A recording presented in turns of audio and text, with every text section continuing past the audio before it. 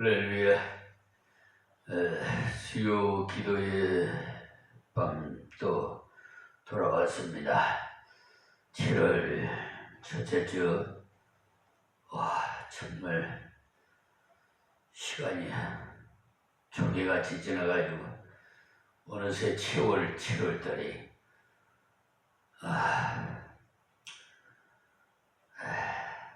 우리 사랑하는 성도들, 또 유튜브 방송 시청하시는 모든 세계 만민 여러분, 안녕하십니까.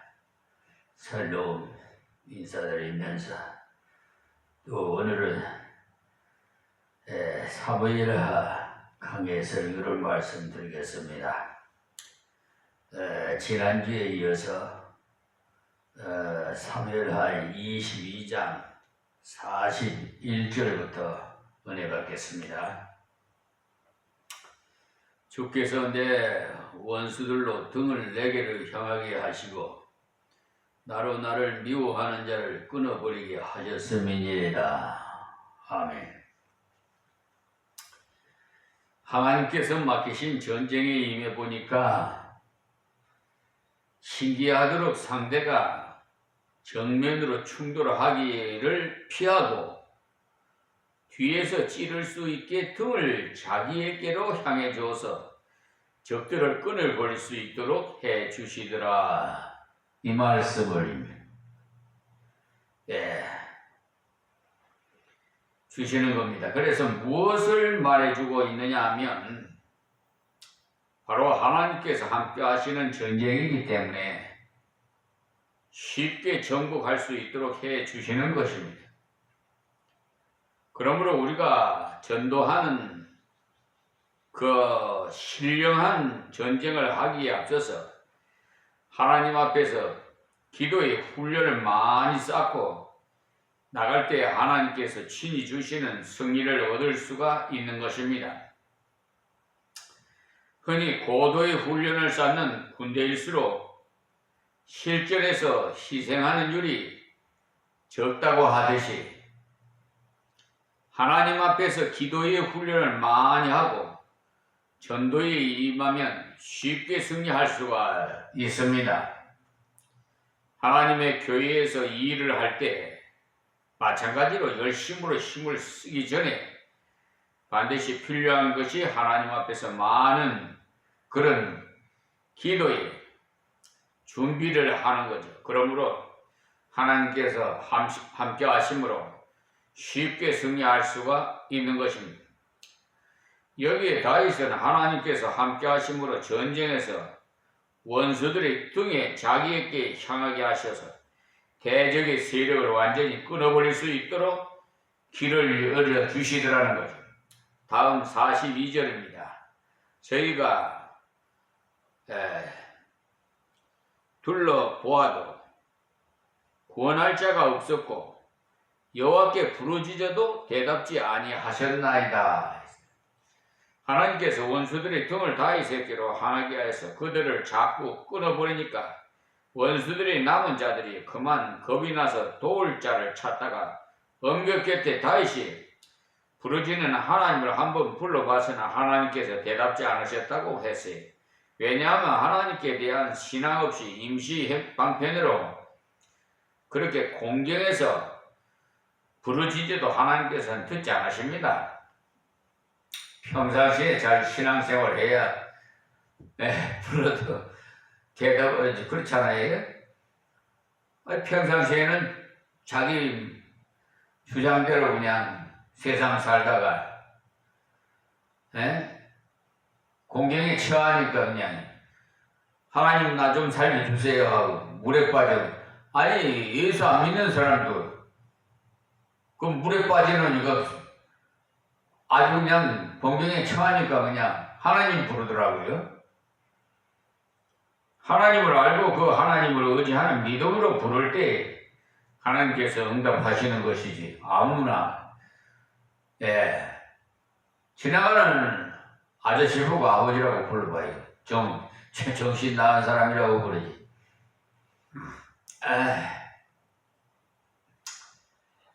43절입니다. 내가 저희를 땅에 티끌같이 부스러뜨리고 거리에 진흙같이 밟아 헤쳤나이다. 그러니까 여기에 다윗이 말하기를 원수들을 티끌처럼 한번 손바닥으로 문질러 버리듯이 쉽게 부스러뜨리고 거리에 진흙처럼 발로 한번 밟아 버리니까 헤쳐지더라는 거죠. 그러니까 얼마나 쉽다는 말입니까? 다윗이 하나님을 의지하고 하나님께서 주신 능력으로 일해보니까 티끌같이 부스러뜨리고 진흙같이 밟아버렸으니 일이 아주 쉽더라는 말이죠. 여러분들이 하나님의 복음을 위해서 일을 할 때나 또 전도를 할 때에 하나님을 의지하고 믿음으로 해나가면 아주 쉽게 할 수가 있는 것입니다. 그러나 하나님으로 하여금 일할 수 있는 능력을 주심으로 우리가 그 능력으로 일을 하지 않고 나의 능력으로 하나님의 일을 하려고 애쓰니까 태산을 정복하듯이 기진하는 거죠. 그러니까 우리가 하나님의 교회에서 봉사하는 중에 힘이 들고 불평이 나오는 것은 바로 자기가 일을 하고 있다는 증거임이 틀림이 없는 겁니다. 여기서 다윗은 하나님을 의지하고 믿음으로 나가니까 이렇게 쉽게 대적들을 물리칠 수가 있죠. 자기가 하는 것은 힘들어요. 도와주지 않으시면 힘듭니다. 전쟁은 하나님 손에 달려있잖아요. 또 우리 생사화복도 하나님 손에 달렸고요. 근데 이 세상 사람들이 저도 하나님 만나기 전에는 몰랐지만 만나고 나니까 세상 사람들이 예수 안 믿는 사람들이 그렇게 불쌍하게 보이더라고요. 뭐 돈이 없어서 불쌍한 것이 아니라 저분들이 다 지옥불에 들어갈 걸 생각하고 또 공경에 처했을 때 이제 막 멸망받을 걸 생각해 보니까 참 불쌍해요. 오늘도 재판이 2군데나 있었는데요. 참 어이가 없어서 그분들 법관이라는 사람들이 제정신인지 나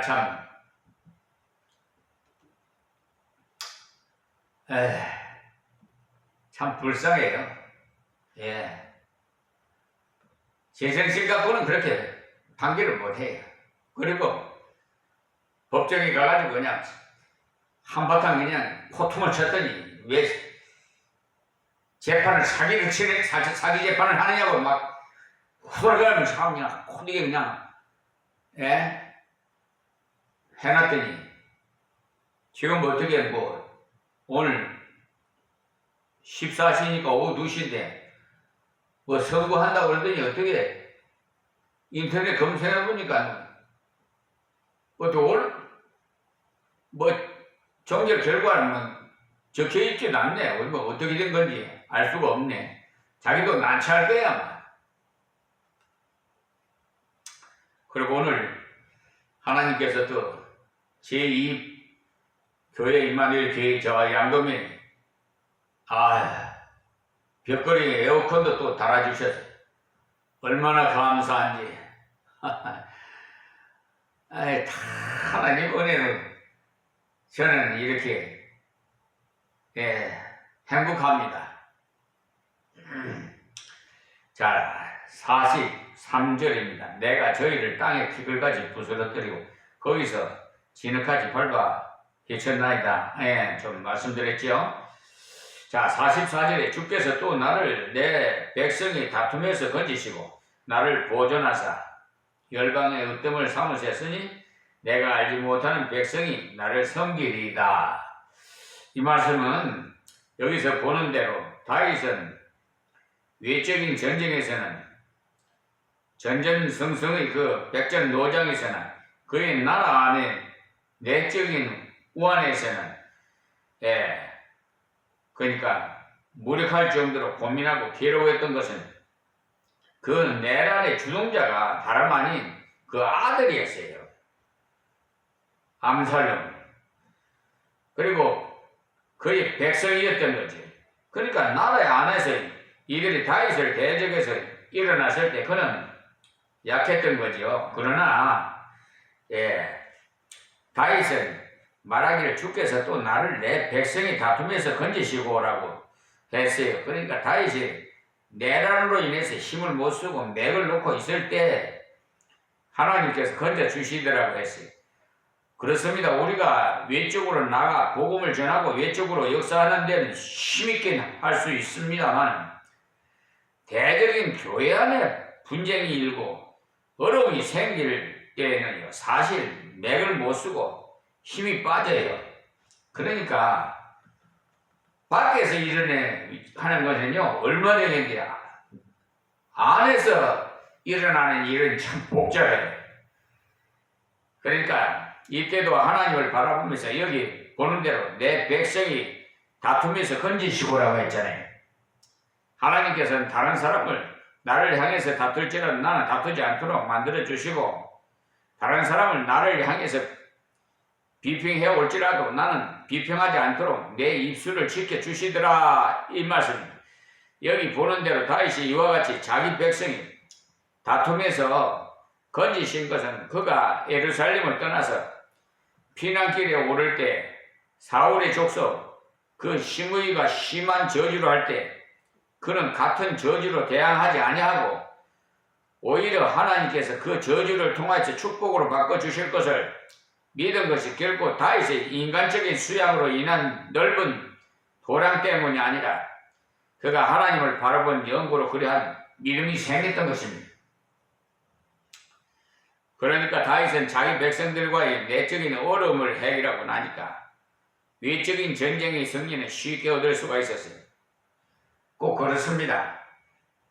우리가 교회 안에서 서로 사랑하고 받드는 그런 일을 잘해 나가면은 바깥에 나가서 역사하는 때도 힘있게 할 수가 있어요. 우리가 교회를 위해 기도를 할 때 사랑이 넘치고 기쁨이 충만한 교회가 되기를 기도하는 이유가 바로 여기에 있는 겁니다. 교회 안에서 주 예수의 사랑을 느끼지 못하는 사람이 바깥에 나가서 주 예수의 사랑하기를 어려운 거예요.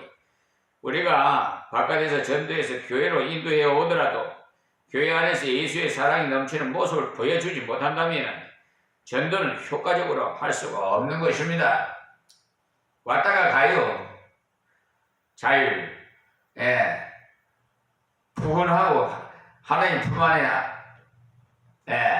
어미닭이, 암탉이 뼈마리를 품듯이 이렇게 하나님의 사랑이 푸근한 그런 교회가 돼야지.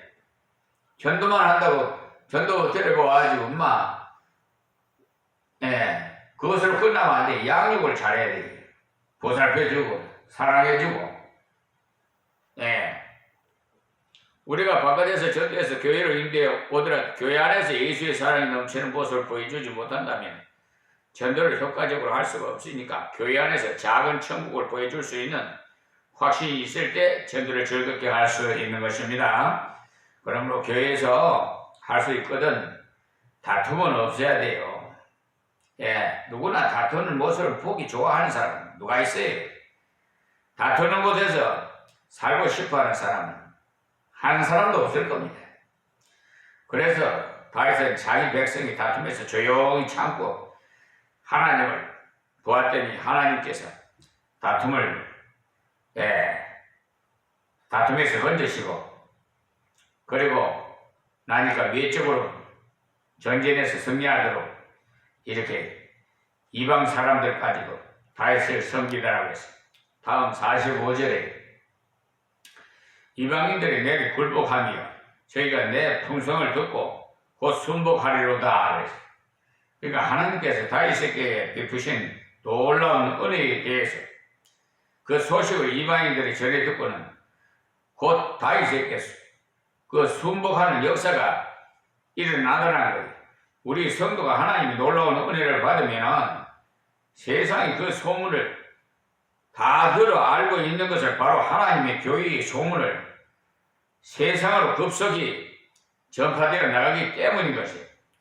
그리고 46절에 이방인들이 쇠미하여 그 견고한 곳에서 떨며 나오리로다.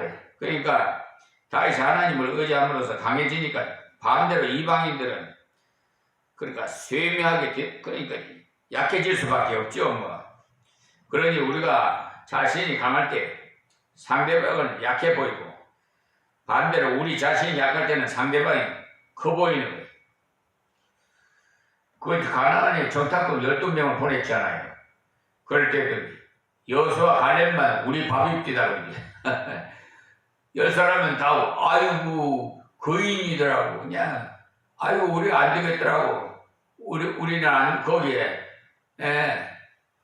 들어갈 수가 없겠더라고. 부정적인 얘기를 했지만 여호수아 갈렙은 우리 밥입디다. 그러니까 사람이요 긍정적인 사람과 부정적인 사람 그 믿음에서도 나타나요. 이 세상 사는데도 항상 모든 것을 긍정적으로 봐야지 부정적으로 자꾸 보면은 일이 꼬입니다. 그렇게 돼요. 그 말이 씨가 된다고 그런 말도 있잖아요. 그러니까 할 수 있다. 전에 우리 박정희 대통령이 그 새마을운동 해가지고 그랬었죠. 그래 얼마나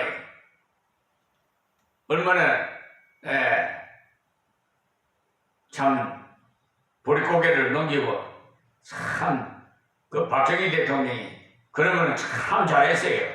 근데 한 번만 좀 안 했으면 좋겠는데 그때 제가 예감이 한 번만 안 했으면 좋겠다 이런 생각이 들었는데 그랬으면은 그런 불상사도 안 일어났을 텐데 애석하게도 하여튼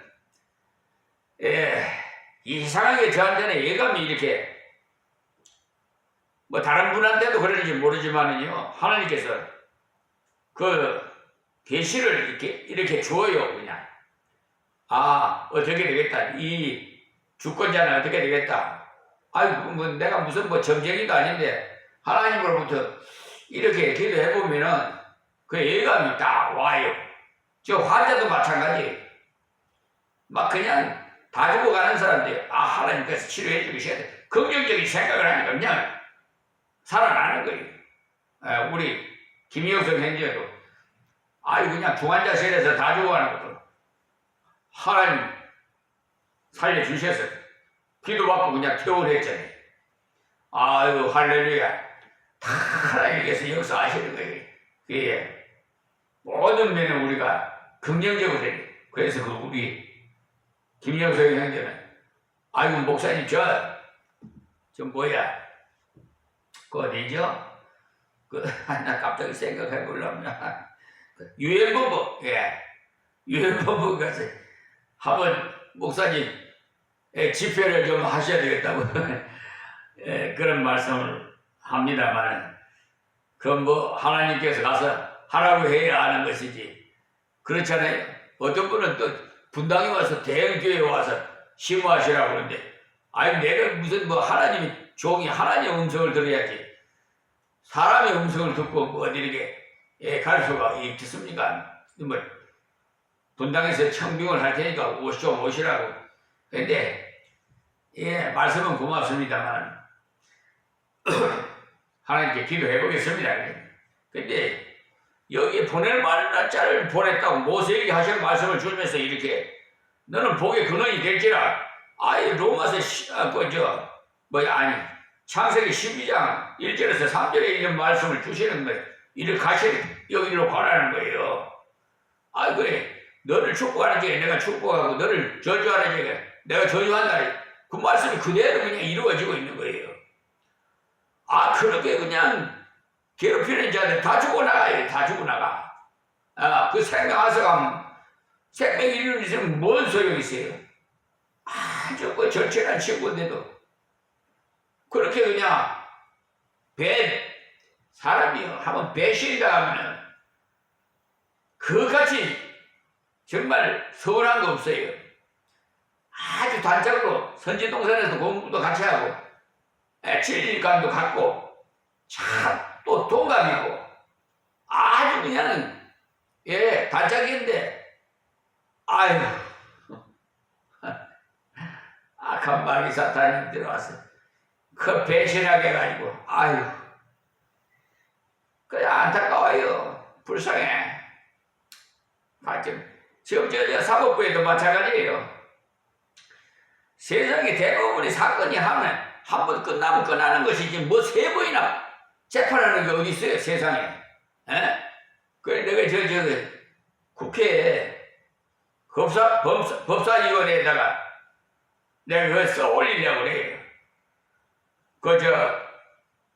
대법관들 탄핵 탄핵 소추안 좀 써서 내가 올리려고 그래요. 아니 이게 무언이에요. 자기가 대법관이면 대법관이지. 아니 사람을 가지고 놀아. 아니 한 번 판결하면 그나는 그때 판결을 세상에 그 가압류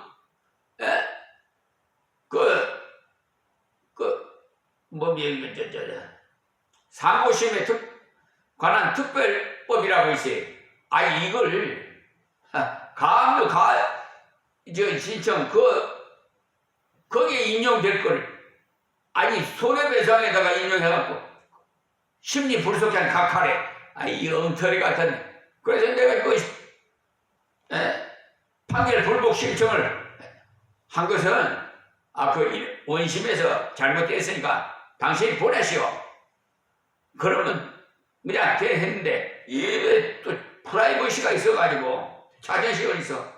아니 내가 재심도 청구하지 않았는데 죄다 1676에 걸어가지고 아유 나 어쩌고 송달료 내라고 뭐 인질대 내라고 아이고 그래서 내가 참 어처구니가 없어서 한번 어떻게 하는가 하고 한번 내봤어요. 그랬더니 뭐 민사소송 재심 451조에 이래갖고 막 기각을 또 했더라고. 아이고 내가 어처구니가 없어. 그래서 내가 항의서를 올려놨더니 또 죄다 519로 아이고 그것도 인질대하고 송달료 내라고 보냈는가 봐요. 내가 없을 동안에 송달이 해가지고 대법원에서 보냈는 거예요. 이런 개판이 어디 있어요? 이걸 갖다 개판이라는 거예요. 정신 나간 판사들이 그 대법관들이 참 아유 파렴치도 못하니 아주 그냥 진짜예요. 사람의 탈을 쓰고 아니 국민이 헬스를 받는 대법관들이 아니 재판 한 번도 제대로 못해? 사기 재판 계속 사기 나쁜 짓도 자꾸 하면 꼬리가 길면 잡히게 돼 있어요. 상고심에 관한 특별법을 딱 하나님 보시게 다 가르쳐주고 다 보니까 이게 엉터리야 그냥. 그걸 인용해가지고 심리 불속행 기각을 했어요. 그러니까 다른 사람 모르는 사람들은 그냥 속아 넘어가는 거야. 참 국민들 참. 그래 70대 노인이 그냥 대법원 계단 옥상에서 목매달아 극당 자살했잖아요. 그런 못된 대법관들 때문에 아유 진짜요. 제가 군대 생활 갔다 왔으면은 그냥 전부 그냥 큰 대응 사고 났을 거야 아마. 그냥 앞으로 하나님께서 이제 심판하실 거니까 이제 그분들은 세상 법으로 안 되면 하나님 재판하실 겁니다. 자, 그리고 어디에 말씀드리나 45절이니까 자 이방인들이 내게 굴복하면 저희가 내 품성을 듣고 곧 순복하리로다. 하나님께서 다윗에게 베푸신 놀라운 은혜 대한 소식을 이방인들이 전해 듣고는 곧 다윗에게 순복하는 역사가 일어납니다. 우리 성도가 하나님 놀라운 은혜를 받으면요 세상이 뭔지 알아요. 이야 참 목자라고 먼저 한다니까요. 이방인들이 먼저 알아야. 자, 46절에 이방인들이 세미한 그 견고한 곳에서 떨며 나오리로다. 그러니까 다윗이 하나님을 의지함으로써 강해지니까 반대로 이방인들은 세미하게 되더라. 그리고 우리가 자신이 강할 때는 상대방이 약해 보이고, 반대로 우리 자신이 약할 때는 상대방이 커 보이는, 우리가 하나님을 부단히 의지할 때 세상 세력이 미약해 보이고 작게 보이는 겁니다. 우리가 기도를 많이 하고 전도에 임하면 겁이 나지 않고 용기와 담력이 생기는 거예요. 그러나 하나님 앞에 기도하지 않고 전도하려면요, 전도의 대상자가 보일 반응부터 염려하면 불안해하는 것입니다. 우리가 전도하기 전에 하나님을 의지하면 많은 기도를 준비하면 용기가 생길 뿐만 아니라 하나님께서 우리의 전도를 통해서 복음을 받기 준비된 사람을 만나도록 하시고 같이 감사하며 제가 기쁨을 나누게 돼요. 저는 이런 시험 많이 느껴요. 아니 준비해놨더라니까요. 맨 저 마석에서 개찍었을 때 하여튼 3년 반 동안인가 계속 전도로 다녔어요. 개치해놓고 뭐 처음에는 뭐 개치해요. 그러니까 그 마석에서 뭐라고 하는지 거짓 목사 된다고. 목사가 무슨 전도를 하는 거예요. 아, 그런 거 없으면 목사가 선두를 서야지, 해야지. 일꾼 생기기까지는 말씀하고 기도에 전무하게끔 하려면 일꾼들이 전도 많이 들어와야 할 거 아닙니까? 자, 여러분들이 하나님께 의지함으로써 하나님의 능력을 전도할 때 분명히 그 복음을 전해준 사실에 대해서 감사하는 사람들이 많이 생길 겁니다. 물론 그 중에서 이상한 소리 하는 사람도 없잖아, 있어요. 우리의 전도를 통해서 복음을 받을 사람들이 많이 있다는 사실 아세요?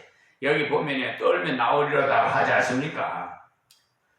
자, 또 47절에 한번 보겠습니다. 여호와는 생존하시니 나의 바위를 찬송하며 내 구원의 바위이신 하나님을 높일지로다.